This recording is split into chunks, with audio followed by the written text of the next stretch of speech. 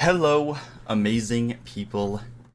It's time for another rendition of the Hotlap podcast. Buckle up, get your helmet, and let's go for a ride. Today we have kind of a short episode planned.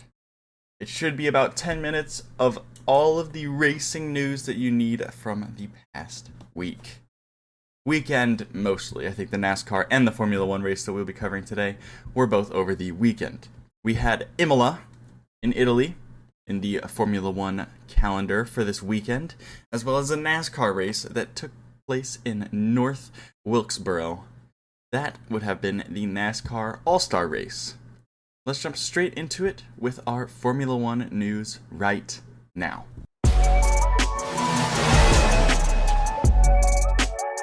In an absolutely thrilling race through the short and technical circuit throughout the Italian hillside, we saw a unique double victory for Max Verstappen himself, winning the Grand Prix in real life, as well as helping his BMW M4 Redline Esports team win the virtual 24 hours of the Nürburgring, also holding the fastest lap for both races. If you didn't know, Max Verstappen competed in the online virtual 24 hours of the Nürburgring, running a 4-hour stint while he was in Imola. He actually had a stream going from inside his motorhome, where he had his sim rig set up and he was going at it. It was kind of fun watching the stream. It was funny knowing that he was, like in real life, he was on or near a Formula One paddock, but at the same time, he was competing in this 24 hours of the Nürburgring Challenge race. It was, it's really all that you would expect from the machine that is Max Verstappen to be competing in multiple races at one time. He actually won both races within 2 hours of each other. So he won the 24 hours of Nürburgring and then won Imola shortly after, which is somewhat impressive.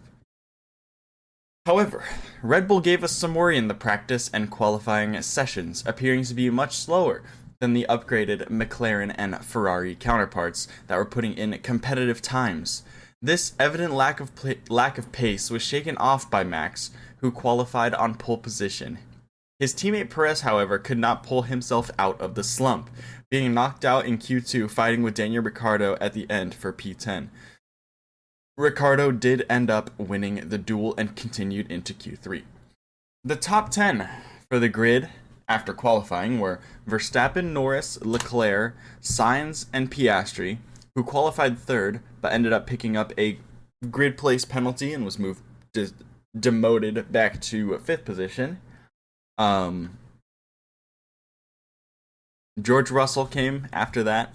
Yuki Tsunoda followed, with Hamilton, Ricciardo, and Hülkenberg wrapping up the rest of the front half of the grid. Hülkenberg, who has been somebody who's put in some phenomenal laps this year and has been in high Q2 and Q3 consistently. It is not something to look over. He is very much putting in a very good shift in that Haas car.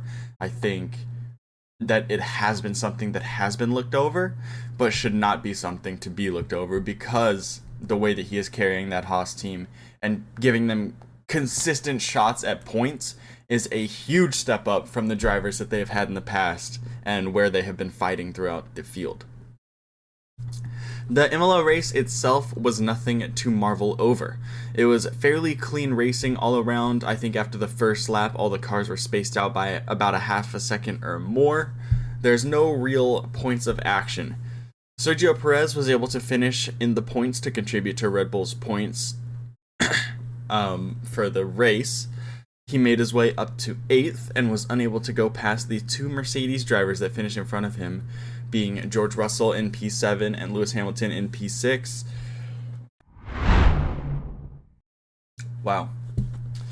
Being George Russell and Lewis Hamilton in P7 and P6. Piastri made it past Carlos Sainz fairly early on in the race, finishing his run in 4th after being unable to chase down and catch up the drivers in front of him, the three who had broken away a little bit from the rest of the pack. Charles Leclerc was up the road from Piastri, about 6 seconds ahead by the end of the race. And Leclerc himself had fallen off of the front two. He was about 7 seconds behind the battle on the front end of the field for Lando Norris, who continued to show his serious pace and wonders in that upgraded McLaren, the one that they upgraded in Miami. However, it was not enough to tame Max Verstappen. The last 10 laps is where this race really came to life, when Lando did all he could, pushing as hard as he could to catch up. It gave us the best racing of the Grand Prix. Had there been another 2 or 3 laps, it's definitely fairly debatable on whether or not Max Verstappen would have won that race. Max Verstappen crossing the line 0.7 of a second in front of Lando Norris. It doesn't sound like a lot. If you've watched a Formula 1 race, you know that it's actually a pretty comfortable finish. That being said, Lando Norris was absolutely cooking around Imola. So had there been another 2 or 3 laps, I think Max would have been caught up at least by Lando. Do I think Lando Norris would have had the ability to pass Max at that point? Probably not. Your top 10 for Imola are as follows: Verstappen, Norris, Leclerc, Piastri, Sainz, Hamilton, Russell, Perez, Stroll, and Yuki Tsunoda. Daniel Ricciardo and Nico Hülkenberg both falling out of the points to P11 and P13, I believe. Up next, we are going to go ahead and get into the All-Star race in NASCAR. Alright, this weekend in NASCAR, we had the NASCAR All-Star race. It took place in North Wilkesboro, as we spoke about in the intro. This led to some fun challenges and different styles of doing things. Things like the pit crew challenges. The session for the 17 eligible drivers and teams already locked in the All-Star race main event on Sunday night had been rescheduled to 11:40 p.m. Eastern Standard Time Saturday following the Truck Series qualifying. This was due to rain in the forecast. More rain was forecast for Saturday, but it was not likely to arrive until later in the afternoon. Whilst the last session's qualifying was based solely on the results of the Pit Crew Challenge, this season will include the traditional qualifying lap as well. Drivers will take the green flag, run 1 lap at full speed, and on the second lap proceed to one of 2 NASCAR designated pit stalls for a 4-tire stop with mock fuel delivery. When the pit stop is complete, the cars will exit pit road and race back to the checkered flag. This would decide the lineup for the event that took place on Sunday, the race. I think that every series needs to implement something like this. I think it'd be awesome to see Formula 1 implement a mandatory pit stop during a qualifying hot lap, where drivers have to take 2 laps, and on that second lap, they have to take a pit stop. I think this would be perfect for deciding an order. It allows the teams to get a little bit more involved with their drivers, and I think it's a fun challenge thing for like an all-star weekend if Formula 1 did something like that. I just think it would be nice. It'd be cool to see something like that happen. It'd be cool to see them get creative.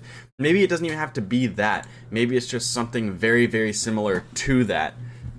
I don't know. It sounds intriguing. It sounds interesting. I think they could come up with something to be very, very beneficial and very fun for the viewer to watch.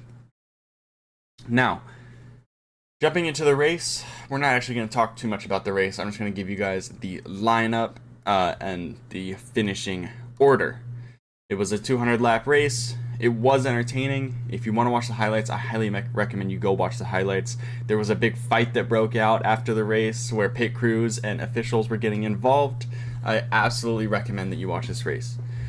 For the grid, we had our top 10 being Logano, Keselowski, Bell, Suarez, Buescher, Reddick, Chastain, Truex Jr., McDowell, and Allmendinger.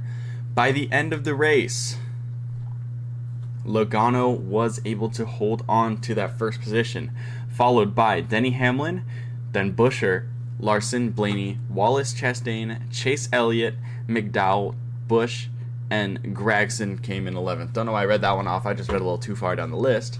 However, that is what we have for the NASCAR race. And like I said, it's a very, very short episode today. That is all we have for the episode, ladies and gentlemen. Come back next week as we enjoy breaking down some more motor sports. Some more Formula One, some more NASCAR, some more of the World Endurance Championship. Don't forget to leave a like, subscribe, and feel free to follow me on my socials. Those will be down in the description on YouTube. Come back next week as we go over race results and key moments in the motorsport world.